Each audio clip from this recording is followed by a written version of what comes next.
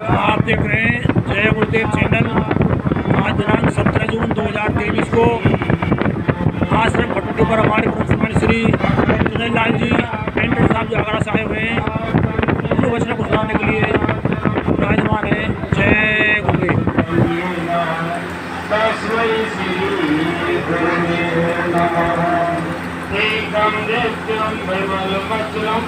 सर्वदा साक्षिभूतं भावातीतं त्रिलोकं तस्मै श्री गुरवे नमः। गुरु समान और नबी से कोई नाम लिए पाप नसे ज्ञान की हर हो कृपा की दंडोत कोटिन कोट प्रणाम कीर्तन जाने ब्रह्म को गुरु कर ले आप क्षमा। यह कंग्रेस की गली गुरु अमृत की खान शीश दे जो गुरु ने कोई संस्कार अलख अलामी राम ते करे जनहित है जय गुरुदेव प्रातस्मरण सर्वत्र विराजमान सबकी आंखों की ज्योति परम पुरुष पूर्ण धनी परम ज्ञान दाता रखते से परम संत बाबा जय गुरुदेव महाराज के चरणों में कोटिन कोटिन नमन करते हुए एवं आज की धर्म सभा में उपस्थित सभी सत्संगी खेल भाई बहनों के चरणों में मेरा स्वागत है। हमारा और आपका परम सौभाग्य गुरु महाराज की दया और कृपा से आपके गांव कटौती में मालिक का संदेश हर 17 तारीख को सुनने को मिला करता है। बड़े ही परम सौभाग्य से संत फकीर महात्मा औलिया का संदेश कहने या सुनने को मिला करता है। कहा महात्मा ने कि जग में सत्संग बिना मानव गुरु भक्ति ज्ञान को क्या जाने। जग में सत्संग बिना मानव गुरु भक्ति ज्ञान को क्या जाने। और कहा कि जितने भी दुख सुख दुनिया में वो निज कर्मों से आते ही, वो निज कर्मों से आते हैं। और जिसको इसका ज्ञान नहीं वो संभल के चलना क्या जाने। वो संभल के चलना क्या जाने। जग में सत्संग बिना मानव गुरु भक्ति ज्ञान को क्या जाने। गुरु भक्ति ज्ञान को क्या जाने। आप कह रहे कि गुरु बिना सत्संग के ये नहीं समझ में आएगा कि गुरु भक्ति है क्या। 2 घंटा चलेगा और सत्संग के माध्यम से ही समझ में आएगा कि गुरु क्या हस्ती है, गुरु क्या चीज है। कहने के तो हम सब कह देते कि हमारे गुरु बना लिए, तो कहा कि गुरु में भाव है कि हर गुरु की अलग अलग बात हुआ करती है। जैसे हमारे विद्यालय में पढ़ाने वाले अध्यापक वो भी हमारे गुरु है, नामकरण करने वाले वो भी हमारे गुरु है, और संसार का ज्ञान देने वाले वो भी गुरु है। और एक गुरु जो होता है जिसके बारे में शास्त्रों में लिखा है कि गुरु है नाम प्रकाश का और वो कहियो अंधकार, तो ताको करे विनाश सो सोई गुरु करता। जो हमारे अंतःकरण पर लगी गंदगी को साफ करके और उस मालिक के दरबार में इस गुरु को, इस जीवात्मा को पहुंचा दे, तो ऐसे गुरु के बारे में ही शास्त्रों में लिखा है कि खंड मंडलाकारम व्याप्तम येन चराचरम तत्पदम दर्शितम येन तस्मै श्री गुरुवे नमः। मैं ऐसे गुरु को बार बार प्रणाम करता हूँ। और गुरु के आदेश का पालन करना ही गुरु भक्ति का कहा है कि निमित्त मात्र में बच्चा तुम लग जाओ तो तुम्हारा एक काम हो जाएगा। अब वैसे तो परम पूज्य स्वामी जी महाराज को हमने और अपना बाहरी रूप देखा और अंतर से जिस किसी ने भी गुरु महाराज को देखा और उनका जलवा देखा तो वो तन मन धन से कुर्बान हो गई, मालिक के एक एक वचन पर कुर्बान हो गए। जिसने गुरु के पद को देख लिया कि गुरु पद कहाँ पर है, कि गुरु का दरबार कहाँ पर है, हम और आप कहते कि गुरु दरबार चलो, मथुरा में हमारे गुरु का दरबार है, लेकिन गुरु महाराज ने कहा कि बच्चा वो दरबार तो अंतर में है। यहाँ पर गुरु महाराज ने नामदान हमारा आपको दिया, तो यहाँ पर दूसरा जो मंडल है उस मंडल के ऊपर ही नाके पर जाकर के गुरु का पद है, गुरु का दरबार है। वहाँ पर जाकर के जी तब समझता है कि गुरु की क्या हस्ती है, गुरु की क्या पावर है। तभी तो हमारे छोरी साहब ने बड़ी ग्रह की अभी गाई थी कि तेरे एहसान का बदला चुकाया जा नहीं सकता, प्यार इतना किया तूने भुलाया जा नहीं सकता। गुरु महाराज ने कितना प्यार किया कि सारी ब्रह्मांड की ये जीवात्मा है, ये सब गुरु महाराज की है। जब गुरु महाराज ने देखा कि मेरी प्यारी प्यारी जीवात्माएं और ये 84 लाख योनियों की तरफ बड़े वेग के साथ चली जा रही है, तो किसी को दर्द नहीं हुआ कि नरक में जाए, 84 में चली जाए, किसी को दर्द नहीं है। दर्द किसको होगा? जिसकी ये जीवात्मा है। तो परम पूज्य स्वामी महाराज की ये प्यारी प्यारी रूह है, प्यारी ये जीवात्मा है। जब दिख रही कि गई 84 की तरफ, तो मालिक ने कहा कि चलो मैं आ रहा हूँ, मैं खुद भी मनुष्य शरीर में मौजूद रहूंगा तो तुमको भी मनुष्य शरीर में भेज रहा हूँ। समय समय पर सेवा, सत्संग, सुमरन, ध्यान, भजन करा करके तेरी इस जीवात्मा को इस जन्म में पार कर दूंगा। बोलो प्रेम से जय गुरुदेव। ये गुरु महाराज ने हमसे और वादा किया कि तेरे प्यार को भुलाया जा नहीं सकता। कितना वो प्यार करते, गुरु महाराज ने कहा जितना तुम्हारे माँ बाप तुमसे प्यार नहीं करते उससे कई लाखों गुना प्यार मैं तुमसे करता हूँ। तभी तो गुरु महाराज हमको कहते चलो मेरे प्यारे बच्चे और बच्चियों। अभी हमारे यहाँ जगराजपुर में बाबा जय गुरुदेव महाराज का कार्यक्रम हुआ।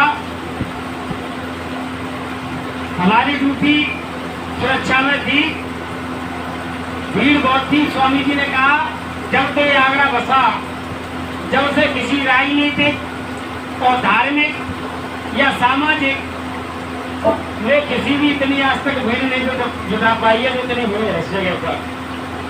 स्वामी महाराज मंच पर विराजमान हुए और सबको बैठने का इशारा कर दिया। भीड़ बहुत ज्यादा थी, सबको बैठा दिया। बैठते ही गुरु महाराज ने कहा मेरे प्यारे नर नारी बच्चे और बच्चियों, इस शब्द से सत्संग की शुरुआत गुरु महाराज ने की। एक आदमी जा रहा था हमारे बगल होकर के, हम लोग कह रहे थे कि स्वामी जी मंच पर विराजमान हो गए हैं, चलो भाई बैठो बैठो पर स्थान ग्रहण करो। इतने पर वो आदमी बोला मिल गया मिल गया मिल गया मिल गया, बड़ी जोर से चिल्लाने लगा। सुरक्षा कार्रवाई में क्या मिल गया, क्या हो गया? आप मान रहे कि सब कुछ मिल गया? तो क्या मिल गया कि जिसकी वो तलाश थी वो आज मिल गया। कि मुझे एक तलाश थी, मैंने महात्माओं से सुना था कि सारे इस ब्रह्मांड के अंदर एक या दो संत ही हुआ करते हैं, वो पूरे होते हैं, वो आत्मा परमात्मा का भेद देने वाले होते हैं। और उनकी ये दृष्टि पड़ जाए तो ये जीव 84 से बच जाता है और जीवात्मा अपने धाम को चली जाती है। तो मैं कई दरबारों में गया हूँ, कई महात्माओं के सत्संग में गया हूँ, लेकिन सभी लोग इस बात को संबोधित करते हैं कि मेरे प्यारे धर्म प्रेमियों, या वो कहते हैं भाई और बहनों, यहाँ से वो सत्संग की शुरुआत करते हैं। इस तरह मेरे प्यारे भाई और बहनों या प्रेमियों या धर्म प्रेमियों, लेकिन ये बाबा ने आज ये शुरुआत करी है कि मेरे प्यारे बच्चे और बच्ची, नर नारी और बच्चे और बच्चियों, आज मिल गया ये है कुल मालिक। तो मेरी प्यारी प्यारी जीवा सुनाओ। आज तक किसी ने नहीं कहा, मैंने बहुत जगह तो कहा कि तेरे प्यार को, तेरे एहसान को भुलाया जा नहीं सकता। तो गुरु महाराज को हमने अपने भी बाहरी दृष्टि से देखा, तो गुरु महाराज ने जब हम और आपको नामदान दे दिया और सीधा सरल रास्ता बता दिया कि बच्चा ये सुमरन है, ये ध्यान है और भजन करना है, और भी प्रार्थना के माध्यम से एक ही कड़ी में सारा रहस्य बता दिया कि गुरु का ध्यान कर प्यारे, बिना इसके नहीं छुटना, और नाम के रंग में मिल जा, मिले तो धाम निज अपना। कहा कि गुरु सीधा सीधा खेल बता दिया कि गुरु का ध्यान कर प्यारे। जब गुरु का ध्यान बताया कि अंतर में करना है, तो नाम के रंग में रंग जा, मिले तो धाम नहीं अपना। तो बाबा जय गुरुदेव महाराज ने कहा कि इसी शरीर के अंदर बैठ करके जो गुरु ने रास्ता आपको दिया है, उसका आप सुमरन ध्यान भजन निमित्त मात्र में धीरे धीरे धीरे धीरे करते रहे, तो इसी जन्म में तुम्हारी जीवात्मा को पार कर दिया जाएगा। इतना बड़ा संकल्प, इतना बड़ा आधार लेकर के परम पूज्य स्वामी जी महाराज हमारे और बीच में आए और दुआ बरकत का आशीर्वाद लुटाया। सब क्या कहा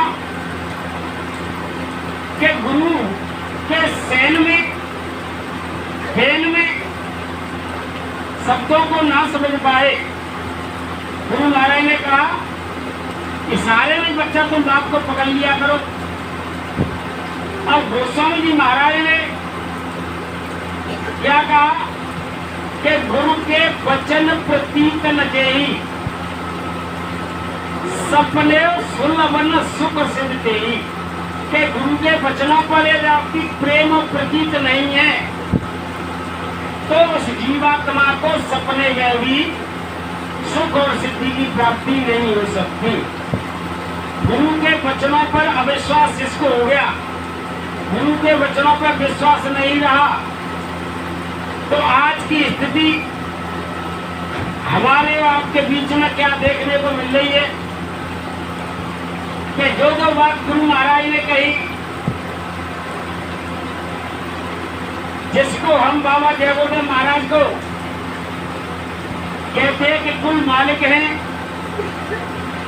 सारी सृष्टि के कर्ता धर्ता है, अनामी महापुरुष है, जिसके बारे में गोस्वामी जी महाराज ने भी कहा है एक रूप अनी अनामा अज सच्चिदानंद प्रभु धामा, कि वो अनाम है, उसका कोई नाम नहीं है, और जिस नाम से वो जीवात्मा का आत्मकल्याण करते हैं तो उस मालिक का नाम परमात्मा करते हैं। ऐसे हमारे गुरु महाराज, आज गुरु महाराज ने हम और आपको 1952 से और आज तक हर तरह की पारिवारिक, धार्मिक, सामाजिक और आध्यात्मिक दृष्टि से हर तरह से समझाया।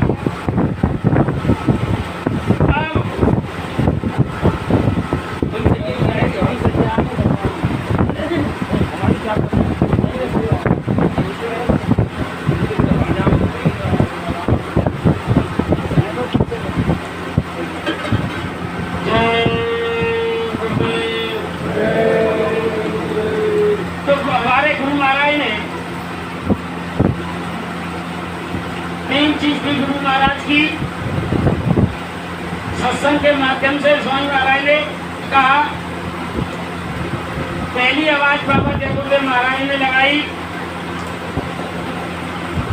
कि बच्चा कलयुग में कलयुग जाएगा और कलयुग में सतयुग आएगा। ये आवाज लगाई दीवालों पर, पुलियाओं पर, पेड़ों पर, पहाड़ों पर, ये संदेश जगह जगह धारधारियों के माध्यम से गुरु महाराज ने लिखवाया कि कलयुग में कलयुग जाएगा और कलयुग में ही सतयुग आएगा। दूसरी बात गुरु महाराज ने कही कि मैं परिवर्तन करने आया हूं और परिवर्तन करके ही जाऊंगा, और मैं जिस काम के लिए आया हूं और मेरा काम कोई कर नहीं सकता और मुझे मेरे काम से कोई रोक नहीं सकता। अभी कलयुग गया नहीं और सतयुग अभी आया नहीं, और हम कहने लगे कि बाबा जय गुरुदेव महाराज अपनी लीला को समेट करके चले गए। इधर स्वामी महाराज ने कहा कि मैं वो आदमी हूं कि पेड़ को लगाऊंगा और फल को खा करके और खिला करके तब मैं जाने की सोचूंगा। अभी वो पेड़ नहीं लगा। तीसरी बात स्वामी महाराज ने कही कि 3 यज्ञ मेरे हो चुके हैं और चौथा यज्ञ जब होगा जिसमें 10 करोड़ की भीड़ होगी, सिर ही सिर दिखाई देंगे, तो उस दिन सत्य वाले की तारीख की मैं घोषणा करूंगा। ऐसे करके फोटो में देखना, ऐसे करके मैं तारीख की घोषणा करूंगा। अभी कलयुग गया नहीं, सत्य आया नहीं। एक बात और कही स्वामी महाराज ने, ए बच्चा, अभी तो मैंने आपको सत्संग नहीं सुनाया है, ये सत्संग सुनाने की अभी भूमिका बनाई जा रही है। जिस दिन मैं सत्संग सुनाऊंगा, जिस मंडल की मैं बात करूंगा, उस मंडल में ये जीवात्मा बैठे बैठे चली जाएगी, दौरा करके आ जाएगी। अभी ये भी काम नहीं हुआ।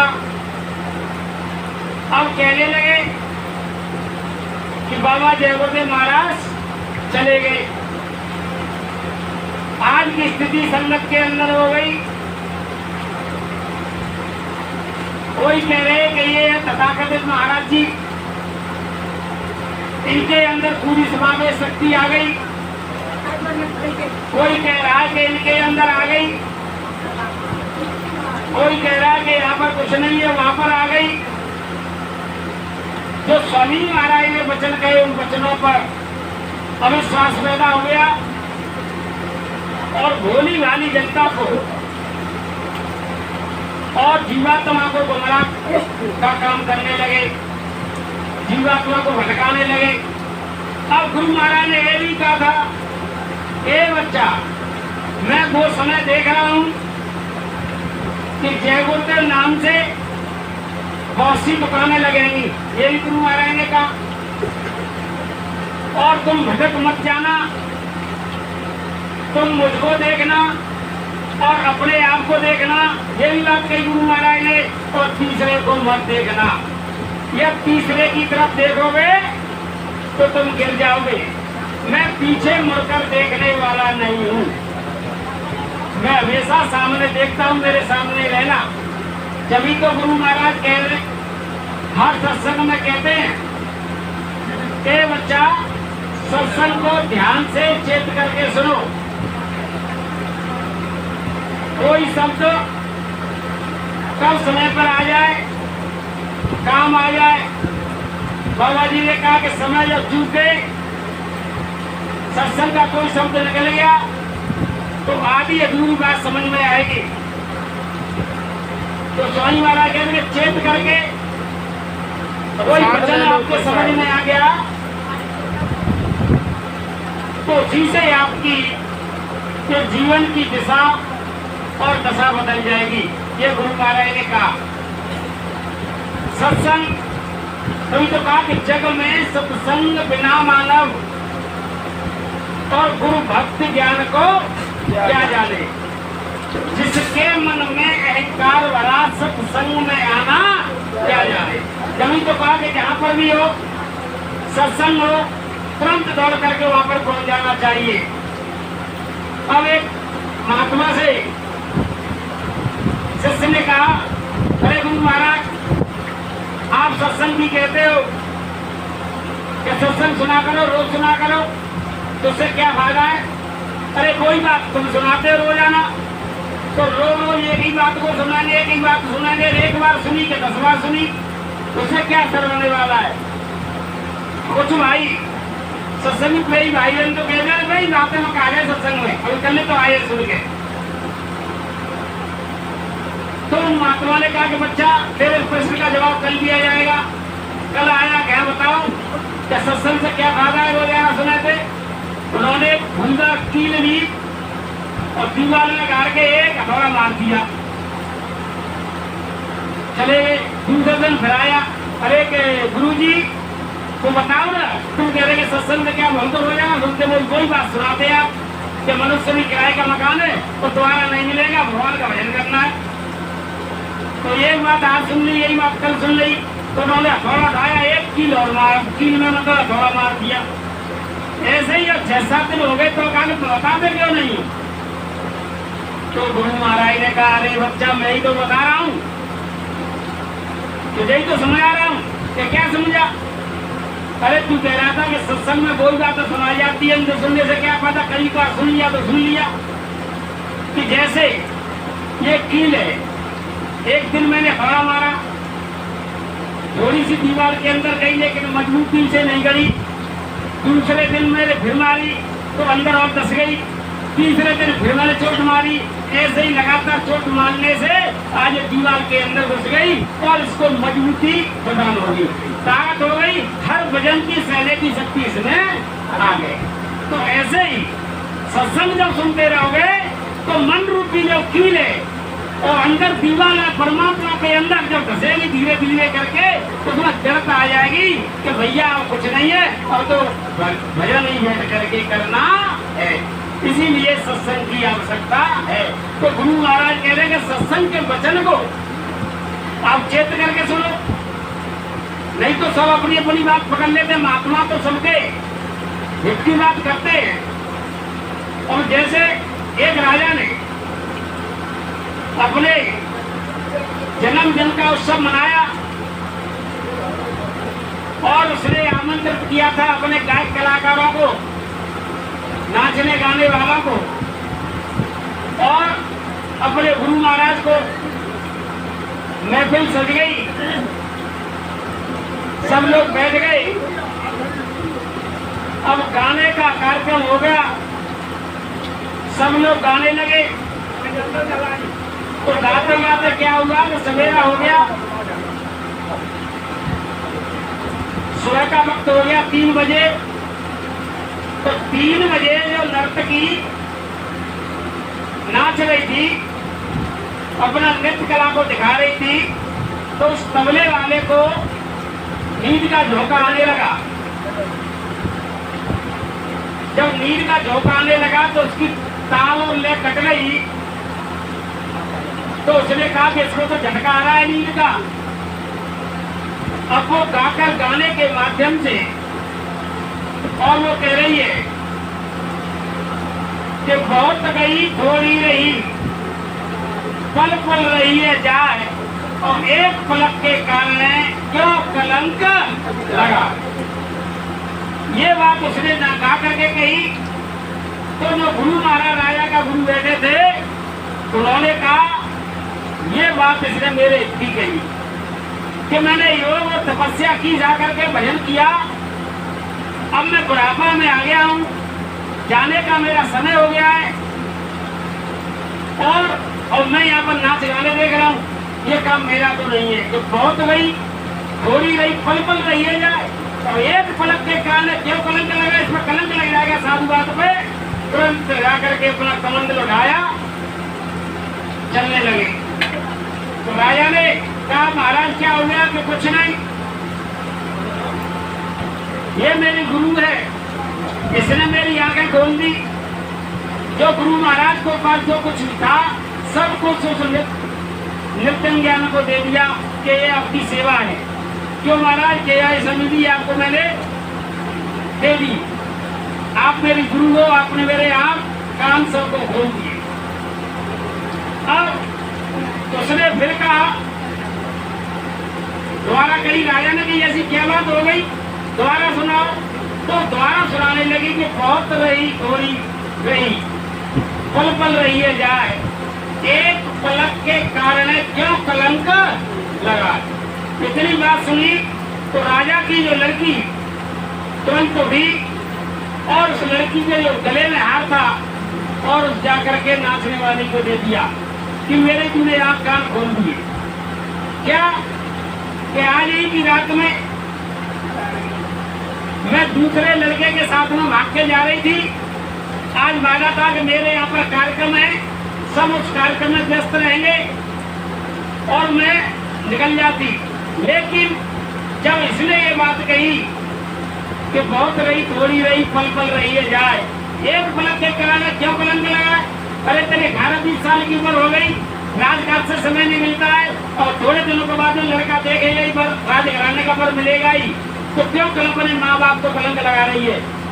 ये मेरी गुरु है। राजा ने कहा इतनी ही छोटी बात है मेरी तो बच गई, कलंक लग गया होता कि राजा की लड़की भाग गई। इधर क्या हुआ? बोली बड़ी खासियत है तेरे गाने में। दोबारा अब सुना, उसने फिर गाया कि बहुत तरह बीत थी थोड़ी रही पल पल रही है जाए, एक पलक के कारण क्यों कलंक लगा। राजा का लड़का उठा राजकुमार, और राजकुमार ने भी अपना हार मोतियों का दूसरे गले में डाल दिया। बोले राजा बोले क्या हो रहा, हो क्या रहा है? इतने इतने कीमती आज नाचने वाली को दिए जा रहे हैं। अरे कि पिताजी मैं बच गया। और आप भी बच गए। कैसे बच गए? कि आप राज्य के लोगों में मुझको सत्ता नहीं दे रहे थे, तो मैंने प्लानिंग बनाई थी कि आज रात को पिताजी को मार करके और मैं राज्य की गद्दी को हासिल कर लूंगा। लेकिन जब इसने ये बात कही कि बहुत रही थोड़ी रही पल पल रही है जाए, एक पलक के कारण क्यों कलंक लगा। अरे सांसों की पूंजी का भरोसा नहीं, 80 साल 70 साल की पिताजी की उम्र हो गई, 2, 4, 5 साल में चले जाएंगे तो राजगद्दी तुझे मिलेगी, लेकिन पिता के हत्या से दोस्त तू बच जाएगा। थोड़ी आंख कान खोल दे। ठीक ऐसे ही गुरु महाराज ने कहा कि बच्चा सत्संग को ध्यान में सुनते, अमल में लाते तो आपके जीवन की दशा बदल जाएगी। जब गुरु महाराज ने चैलेंज और दावा कर दिया कि बच्चा कलयुग जाएगा और कलयुग में सत्य आएगा। आज तक किसी ने आवाज नहीं लगाई, ना अभी कलयुग गया और ना ही अभी सत्य आया, और ना ही स्वामी महाराज ने कहा कि सत्संग सुनाया। सारी जीवात्माएं ब्रह्मांड में आने और जाने लगेगी। अभी कोई गया नहीं, सत्संग की भूमिका बनाई जा रही है। इधर गुरु महाराज ने कहा कि बच्चा अब वो समय आ रहा है कि ऐसा समय विश्व के अंदर चंद दिनों में आएगा और जय गुरुदेव नाम का झंडा घर घर में लहराएगा। अभी लहराया नहीं, अभी तो लहराया नहीं है और कह रहे कि बाबा जी चले गए। और कितने गुरु महाराज बन गए और काम किससे होगा? परम पूज्य स्वामी जी महाराज उसके नाम के आगे क्या लिखा जाता था? युग परिवर्तक।